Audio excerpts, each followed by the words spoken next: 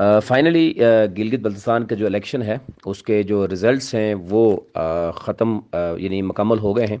और उसमें अभी तक की जो सूरत के मुताबिक तहरीक इंसाफ को 9 से 10 सीट्स हासिल हो चुकी हैं। और आज़ाद हैसियत में जितने भी उम्मीदवार मैदान में उतरे हैं, 6 आज़ाद उम्मीदवार अभी तक जीत पाए हैं।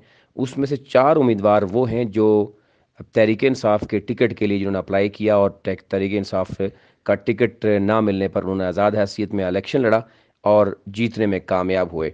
इसी तरह पीपल्स पार्टी की अभी तक 4 सीट सामने आई हैं, मुस्लिम लीग नून की 2 सीट सामने आई हैं और MWM की 1 सीट जो है वो सामने आई है।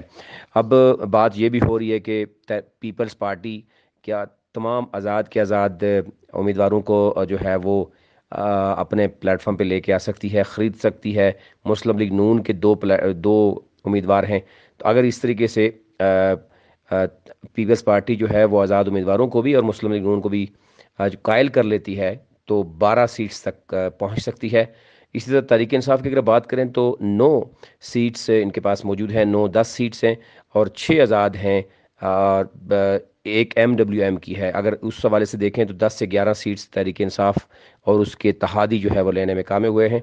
और आज़ाद उम्मीदवारों में जो 4 उम्मीदवार ऐसे हैं कि जो पहले तहरीक इंसाफ के टिकट के लिए जिन्होंने अप्लाई किया था और तहरीक इंसाफ के टिकट देने में उनके साथ ज़्यादती की गई और उसके बाद फाइनली वो आज़ाद हैसियत में इलेक्शन लड़े, जिसमें जावेद मनवा जो है वो GBLA 5 पे उन्होंने तहरीक इंसाफ के टिकट के लिए अप्लाई किया।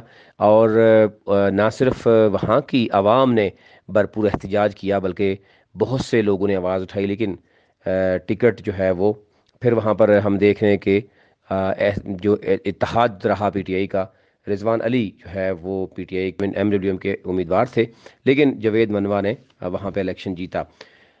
इसी तरीके से अगर आगे की करें तो फ़िदा निशात जो हैं वो तहरीक इंसाफ जो कि साबिक स्पीकर थे मुस्लिम लीग नून के, केयर टेकर सेटअप में भी स्पीकर थे।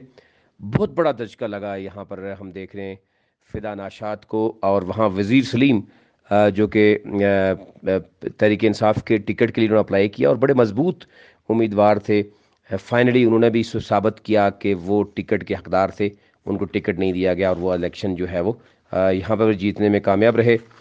इसी तरीके से जो बाकी जो दीगर हम देख रहे हैं कि पोस्टों पे भी ऐसे कोई कई लोग नज़र आते हैं जो शायद मुश्ताक हुसैन की अगर हम बात करें, GBLA 22 ये एक्स PTI के ज़रा उम्मीदवार थे, उन्होंने टिकट के लिए अप्लाई किया, नहीं दिया।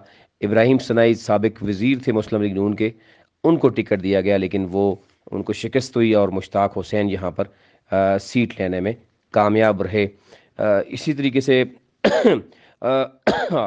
माजरत के साथ हाजी आज़ाद हैं GBLA 23 में, यहाँ पर आमना अंसारी जो हैं उनको शिकस्त हुई और हाजी साहब जो हैं आज़ाद हैसियत में उन्होंने यहाँ पे इलेक्शन जो है वो जीता। ये भी तहरीक इंसाफ के पहले से हम देख रहे हैं कि वो भी ये चाहते थे।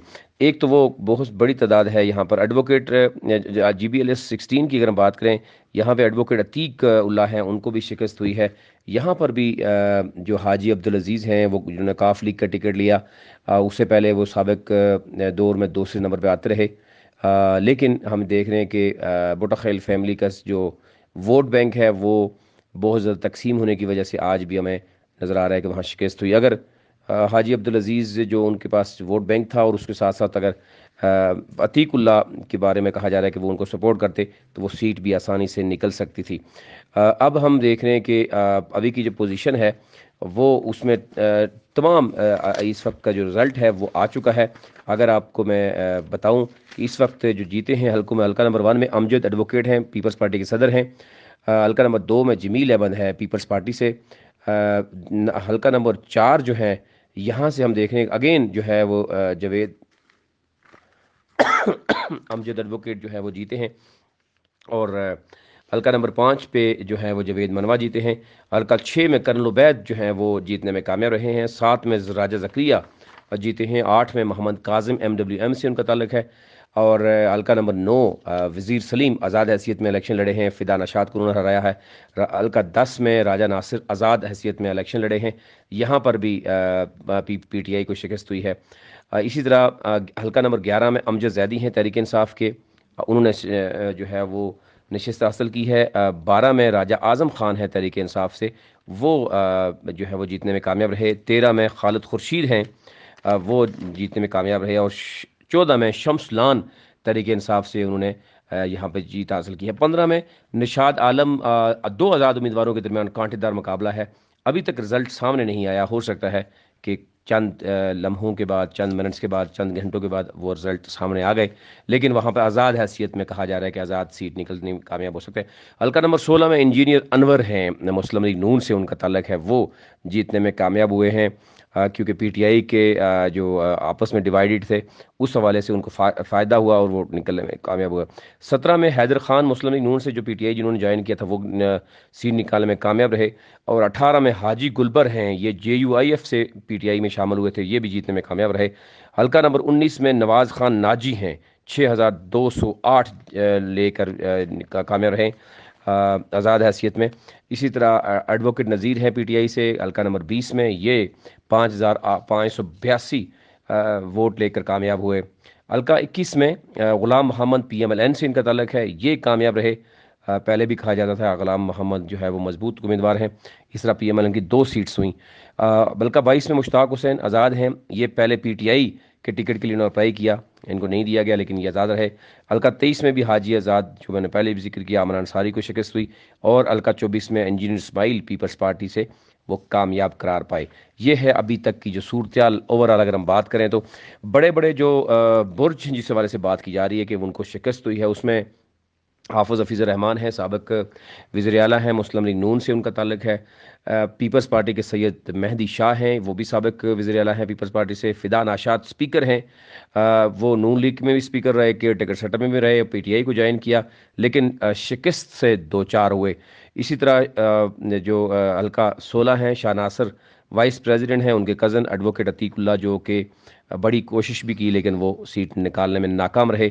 ابراہیم ثنائی جو ہے مسلم لیگ نون سے، ظاہر ہے وہ پی ٹی آئی میں انہوں نے شمولیت اختیار کی لیکن وہ وہاں بھی ان کو بھی شکست جو ہے وہ سامنے آئی۔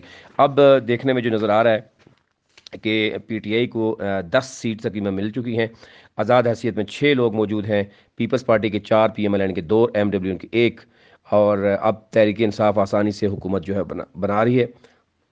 بات ہو رہی ہے کہ وزیر اعلیٰ کون ہوگا، اس کے لیے مضبوط امیدوار ابھی ہم دیکھ رہے ہیں کہ وہ خالد خورشید کی صورت میں جو ہے وہ سامنے آ سکتا ہے۔ کرنل عبید کی بھی بات ہو رہی ہے، پہلے فتح اللہ کی بات ہو رہی تھی لیکن وہ کامیاب نہیں ہو سکے، جس کی وجہ سے شمس الحق لون کا بھی ذکر ہو رہا ہے۔ آنے والے دنوں میں آپ کو مزید بتائیں گے۔ اس کے ساتھ ساتھ آپ کو ایک بریکنگ نیوز یہ بھی دیتے چلیں کہ اس وقت جو حلقہ نمبر 9 اسکردو جس کو 3 کہتے ہیں، اس کے جو 14 پولنگ سٹیشن کی جو عوام ہے، وہاں پر ہم دیکھ رہے ہیں کہ 14 پولنگ سٹیشن کی جو افسران تھے اور وہ گلتری سیکٹر میں برف باری کی وجہ سے وہ پھنس چکے ہیں۔ پاک فوج سے اپیل کی جا رہی ہے کہ ان لوگوں کو وہاں سے نکالا جائے۔ تقریباً 400 سے 450 کے لگ بھگ بتایا جا رہا ہے کہ وہاں پر لوگ موجود ہیں اور ان کے کھانے کی مشکلات کا بھی سامنا ہے۔ آپ اس وقت دیکھ سکتے ہیں رات کے 2 کے تقریباً 147 میرے پاس ہو رہے ہیں اس وقت کی پوزیشن ہے، اور اب وہاں سے ہمیں بتایا جا رہا ہے کہ ان کو مشکلات ہیں، برف باری کی وجہ سے وہ پھنس چکے ہیں، اور 14 پولنگ سٹیشن کی جو عملہ ہے وہ وہاں پر پھنسا ہوا ہے، اس کو نکالنے کے لیے پاک فوج سے بھی اپیل کی جا رہی ہے۔ ابھی تک اتنا ہی، مزید جو اپڈیٹ ہوں گی وہ بھی آپ کے سامنے رکھیں گے۔